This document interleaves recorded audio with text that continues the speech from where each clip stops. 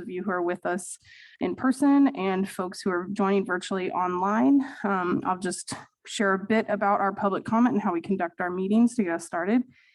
Each action item that you see on the agenda will offer an opportunity for public comment specific to that topic. We ask that you wait until that agenda item that you're here for has come up for discussion. And near the start of our meeting, before discussing regular business items, we will also invite folks to offer general public comment, which is for items not on today's agenda, but related to general county business. All public comments should be directed to the county commission. We will hear from folks who are with us in person first, then online commenters. If you're joining us on Zoom, please use the raise your hand function. When the time comes and staff will call on you and unmute you one at a time. All public comments will be limited to 3 minutes, and we ask that speakers give their full name and Douglas County residence for meeting minutes. Excuse me. The county reserves the right to mute or remove any speaker who is vulgar, rude, or inappropriate. If visual aids are used during the meeting, the presenter will share their screen. Please know that online participants will not be able to view them without a computer, smartphone, or tablet. However, materials are published in our agenda for your reference online as well. Presenters will be made panelists as needed and unmuted by staff. And we ask that presenters always introduce themselves for meeting minutes and stay muted when not talking. A recording of this meeting will be available on our website and YouTube page after we adjourn. And to get us started this evening, we've got a proclamation. Sorry, say that again. Sir, if you would like to make public comment, you're welcome to when we open that up. So.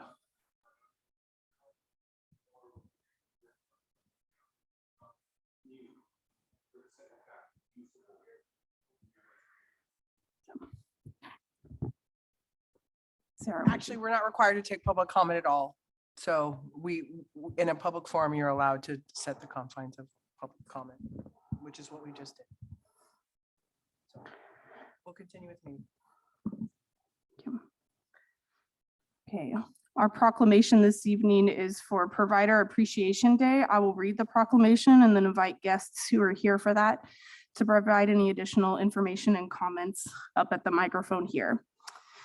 Whereas Child Care Aware of America and other organizations nationwide are recognizing child care providers on this day, and whereas over half the children under the age of 6 nationwide are estimated to spend some time in a non-parental care arrangement on a weekly basis, which provides critical enrichment opportunities and nurtures development for children of all backgrounds and is a vital building block of our state economy. And whereas the COVID-19 pandemic has created tremendous hardship for every child care provider and the families of Douglas County who depend on them, who have continued to meet the needs of families while risking their health and financial stability to remain open. And whereas the state of Kansas recognizes these hardships and has provided much needed relief to providers to help sustain the viability of childcare, and whereas our future depends on the quality of the early childhood experience provided to young children today, support for high quality childcare represents a worthy commitment to our children's future. Now therefore be it resolved that the Board of County Commissioners of Douglas County hereby proclaim May 6, 2022 as Provider Appreciation Day in Douglas County and urges all citizens to recognize childcare providers for their important work. Do you all like to come up and provide some further comments?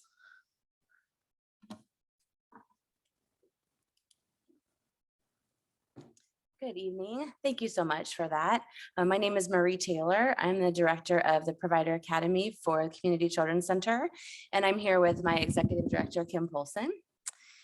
On behalf of the early childhood community of Douglas County, I would like to sincerely thank you for the proclamation for Provider Appreciation Day on Friday, May 6th. To show our support, we're going green on Friday. If there is a child care provider that has personally touched your family, show them how much they mean by wearing green. Children too, how incredible would it be if family child cares and our child care centers across our community have children wearing green on Friday to show support of their teachers.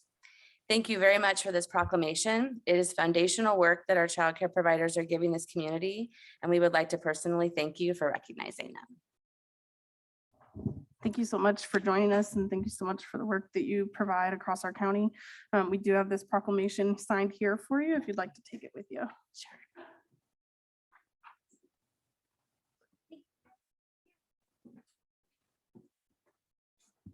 Okay, with that, we'll move on to our consent agenda. Does either commissioner wish to pull anything for further discussion?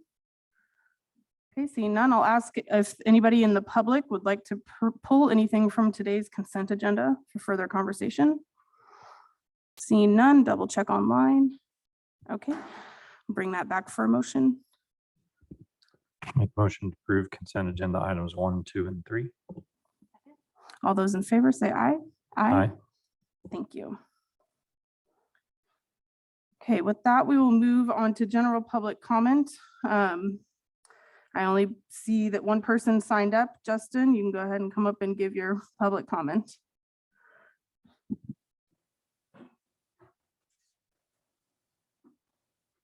How many times we got to go over this, Shannon? It's Dr. Justin Spees. I worked hard for that, so thank you. Dr. Justin Spees, I have a PhD in lifespan human development, a master's in marriage and family therapy, both from Kansas State. And I have a bachelor's in addiction counseling from Washburn. I taught as an assistant professor at Washburn in the Family and Human Services Department for 6 years. I was a licensed marriage and family therapist, a licensed master addiction counselor here in Kansas through the BSRB, and have worked as both in the past. I was a board member of the BSRB Addiction Counseling Subcommittee and served as a secretary for the STA Care Center Board here in Lawrence, where prior to that, I worked as a child therapist for children who had been sexually abused. I served in the United States Navy Submarine Service from 2000 to 2009 on the fast attack submarine USS Springfield at Groton, Connecticut. When I got out of the Navy in 2009, I was a first-class petty officer.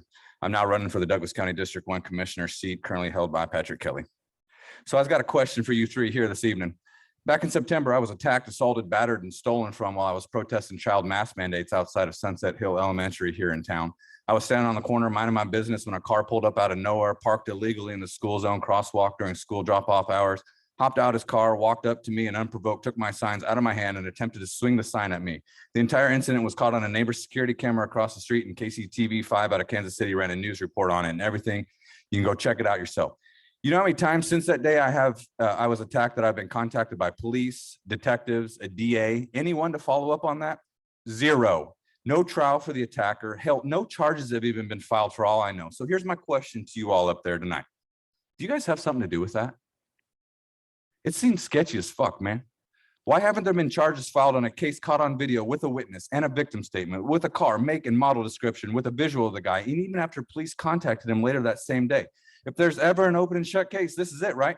You can see the attacker, you can see the make and model of the car, but nothing, huh? Meanwhile, 8 short weeks later, some guy lies about an incident that occurred at a Vax clinic in November, and I get arrested, spend the day in jail, get charged with 3 felonies. 1 has been dropped due to lack of evidence. So make sure you point that out there, LJ world. You guys are always so quick to point that out. So explain that to me, please. How come nobody's contacted me? I was battered, had my property stolen from, no charges.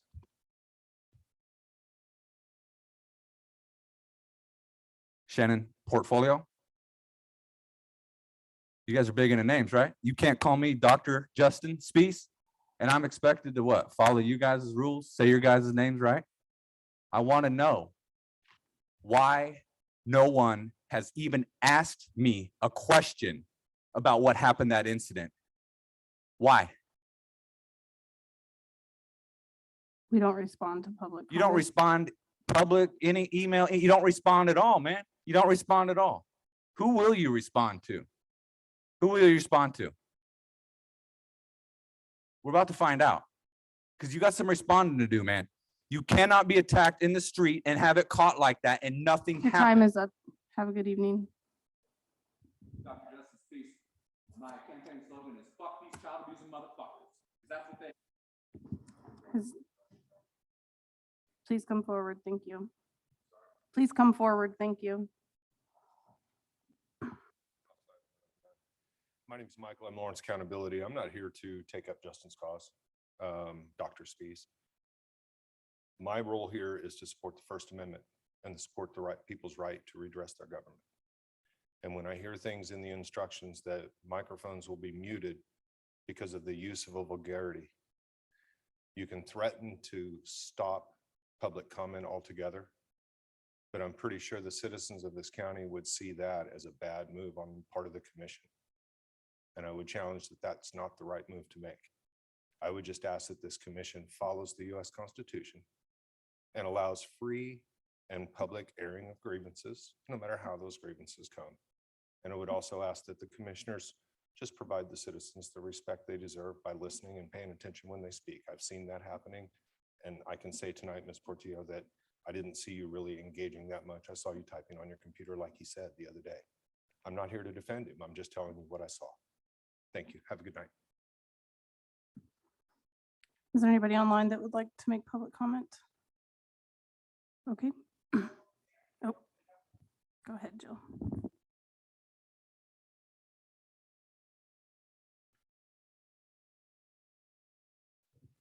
Scott, you can go ahead and unmute and offer public comment. Oh, sorry about that. Good evening, commissioners. My name is Scott Thelman, and I'm a first-generation farmer in North Lawrence. I primarily farm organic and conventional hay, grains, and specialty crops in Douglas County. And I'm also the owner of of both cultivated ground and hay ground on both sides of the Kansas River Valley. And speaking to you tonight because I have concerns about the proposed solar regulations as presented in front of you this evening for adoption. As an agricultural producer who has literally covered thousands of acres across this entire county during my farming career, I've come to know the qualities and importance of our county's most highly productive River Valley farm ground, as well as its potential for development of both utility scale solar and other projects. The regulations that have been presented to you tonight state that food sustainability and preservation of prime agricultural land are goals of Douglas County's comprehensive plan, that agricultural tourism and ag economic development are both priorities within the county's food system plan. Yet beyond that, the standards that follow that statement fail to adequately address any of those above objectives. And so one of the first things that stands out to me is that the Douglas County Food System Plan talks about the importance of prime farm ground to our community's food security, yet the proposed regulations allow for the development of utility scale solar on both prime farm ground and farm ground of statewide importance, going against the written policy advice of the board tasked with representing our county's largest GDP contributor, which is agriculture, and creates such a broad definition of potentially developable land for solar production. The proposed regulations also encourage agrivoltaics, but do not require them, leading them to a potential that a prospective solar project could be approved, developed, and brought online without any actual agricultural production incorporated into that project. These facts worry me as an ag producer who knows the true importance of protecting highly productive agricultural ground. We need to realize that these regulations will impact our county's food system and agricultural production capabilities for generations to come, and that tonight's vote should not be taken lightly. So in short, we need to send these proposed regulations back to the Planning Commission and the county staff for further evaluation. And don't get me wrong, I am a huge proponent of utility scale solar inside of our county, and I look forward to the opportunities that they will bring to our county. But before we approve regulations that change the future of agricultural production in Douglas County, we need county staff, planners, and the Douglas County Food Policy Council to provide additional input about how these regulations will impact our county's food system, food security, agricultural economy, and our highly productive River Valley farm ground. So thank you for your time.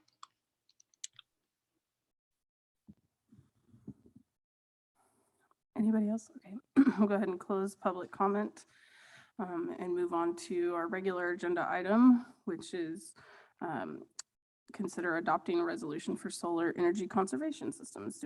Is Tanya or Mary with us this evening? Mary Miller was on just a minute ago, and she may have fallen off.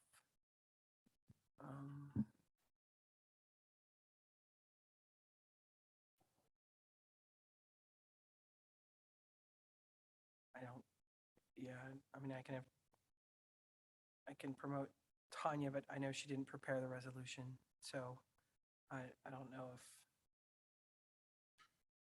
Mary's internet has. We can take a 5-minute recess. Yeah, I think the resolution is pretty self-explanatory, so I don't mind sort of introducing it. I don't know that Mary had a real significant presentation for it. The Sure. resolution was prepared based on the guidance that the commission took at our April 20th, our business session regarding the solar text amendment.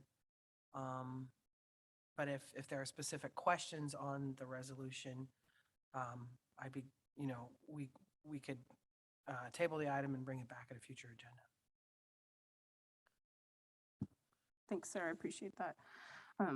Well, with that, I'll go ahead and open it up for questions from other commissioners.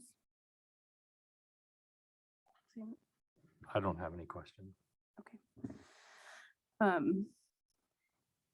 I don't have any questions for staff either. I think that we covered the discussion pretty well in our April 20th meeting and with previous work sessions.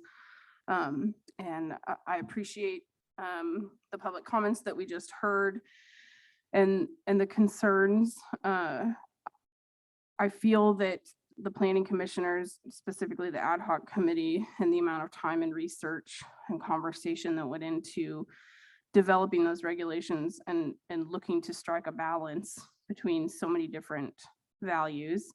I believe that this resolution reflects that, and that there's a good amount of compromise and availability of different types of land, and knowing that our CUP process is a much more thorough and rigorous process by which all of the different impacts, positive and negative, can be evaluated and assessed for the planning commissioners first, and then again before this board of county commissioners before moving forward on each project. So I certainly don't dispute that we will have some tough conversations ahead of us and some difficult balances to strike. I think that this commission has made it very clear that agrivoltaics are a huge priority for us, and that we hope and expect to see that incorporated into the projects that get presented to us. And we also heard from a number of people, both in the industry and in our own community, who are doing some of the agricultural production work that could be compatible with agrivoltaic projects, that there isn't quite enough foundational, there isn't quite enough of the foundation of the industry, at least not locally yet, to require a certain amount per se, or a certain benchmark of agrivoltaic use. So I think that given the circumstances, that we have made it very clear that we expect to see that. And if we don't see any agrivoltaic use, that there's an explanation for why that was not included. And we will have the opportunity to question that further and assess whether that aligns with the variety of values that we are going to have to consider in each of those applications, many of which were discussed tonight and that are included in our comprehensive plan.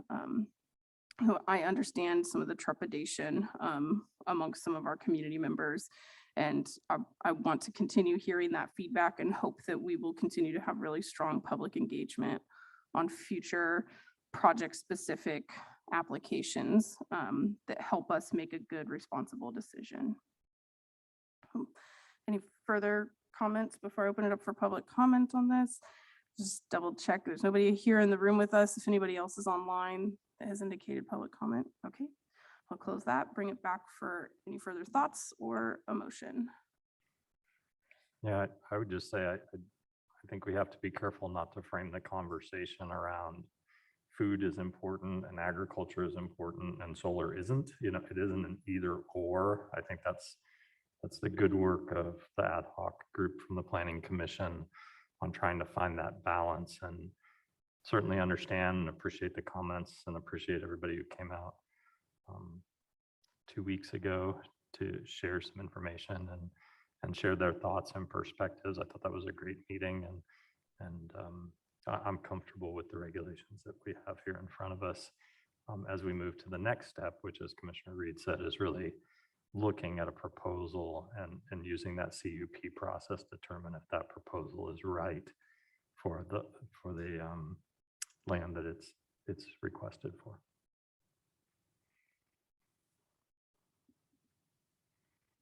This is Commissioner Portillo. I'm happy to just state ditto to everything that my fellow commissioners said. I do appreciate all of the input that we got 2 weeks ago and the really significant work that staff has put into this. And I am happy to introduce a motion.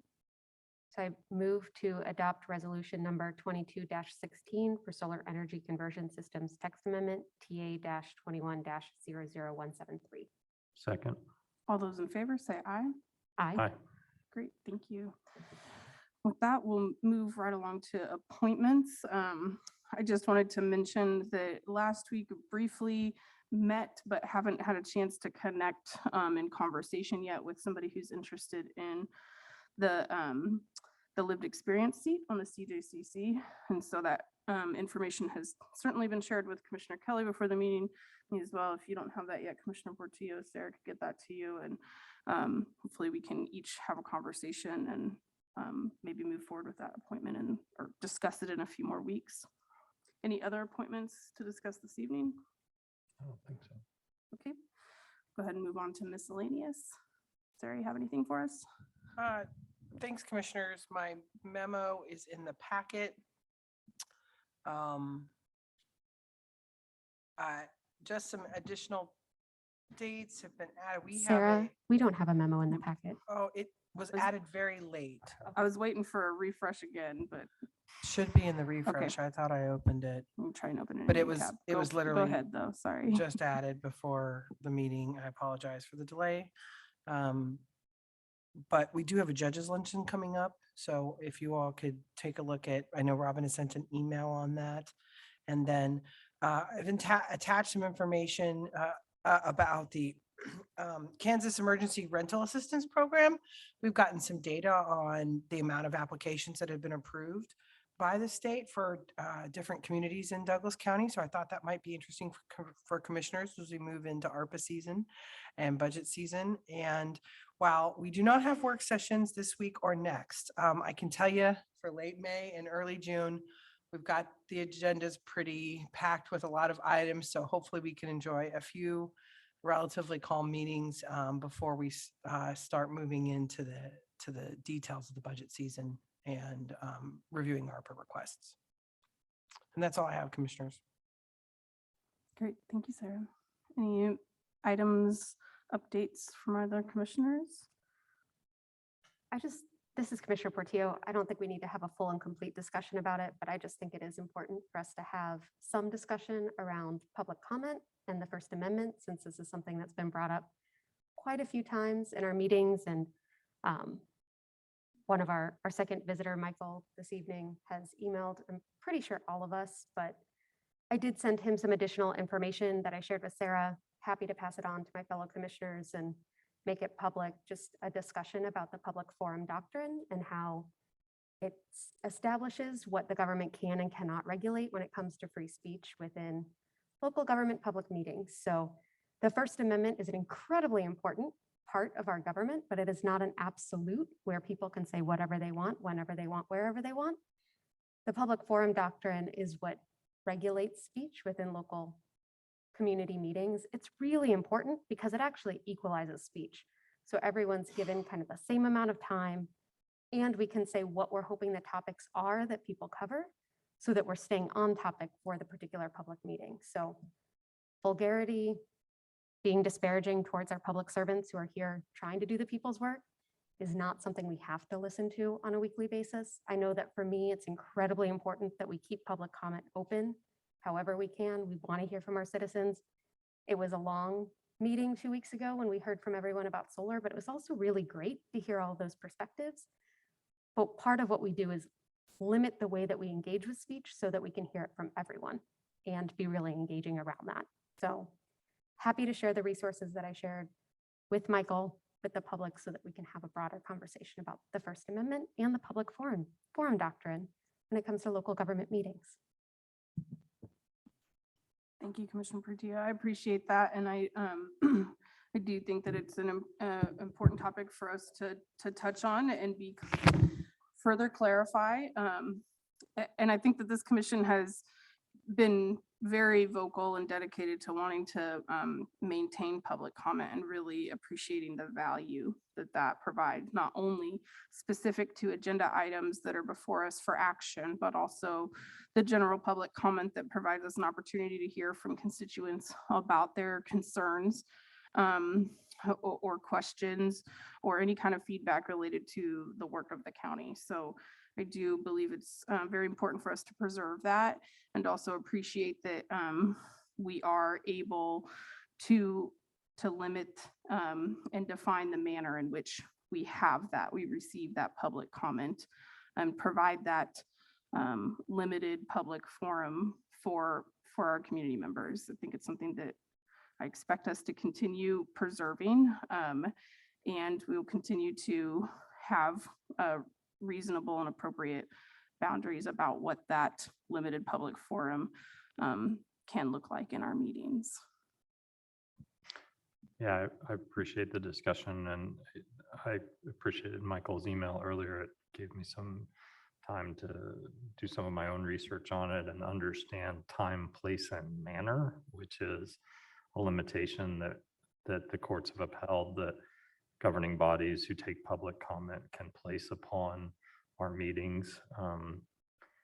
We certainly put time limits on people, and we have a place for it, and there is a manner in which we can restrict it. My goal really is to make sure that we have a tolerant and safe space for everybody who wants to provide public comment.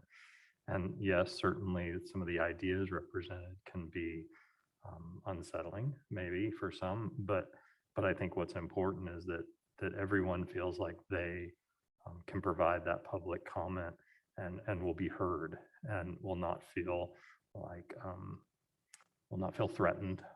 And so I think it's important, some of the standards we've put on it. One thing that was very helpful for me, and just something maybe to share with other commissioners and the public, was a nice example of time, place, and manner, is that we would not prohibit somebody from protesting, but we would prohibit somebody from protesting in a residential neighborhood at 4 a.m. in the morning with a bullhorn. So I think it's very similar to that kind of discussion, and I think that came directly from one of the court rulings. So that was helpful for me in sort of framing it. I have no interest at all in, and I think the commission has done a nice job, in my opinion, of stopping somebody because of the content of their speech. But I do think the manner in which they address the commission and the public as a whole is important to create a safe space for everybody.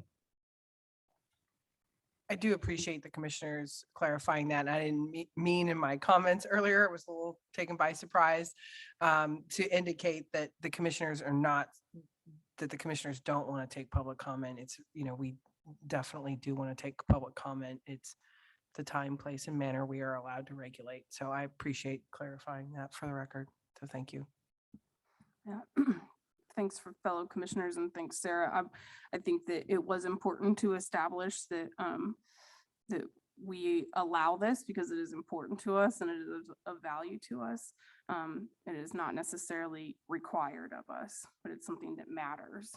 And so we want to preserve that right in perpetuity. Any further thoughts or comments on this topic? Do you have other Oh, no, I was just going to say that Virginia League of Municipalities put together a great overview of this that does link to all of the current case law. And so that is something that I shared with Michael, I've shared with Sarah, happy to share it with you all, happy to share it with whomever would like to see it. We also do a great case of this in my law and public management class because there's a whole fantastic discussion about public comment. And so we can always do a case simulation if you all want. Students get a kick out of it every year. I think it'd be really fun. Duly noted. We'll see if we have room on our late spring, early summer agendas. Probably not. Well, I just had a couple of quick things I wanted to mention. One is just kind of reflecting on last week. Well, really, April or spring in general has felt like a really busy season. Lots of stuff on the calendar, lots of gatherings. This last week, there were a particular number of things on my calendar, including the United Way annual meeting, Justice Matters Assembly. I went and did principal for half a day at Eudorus Middle School, which was really fun.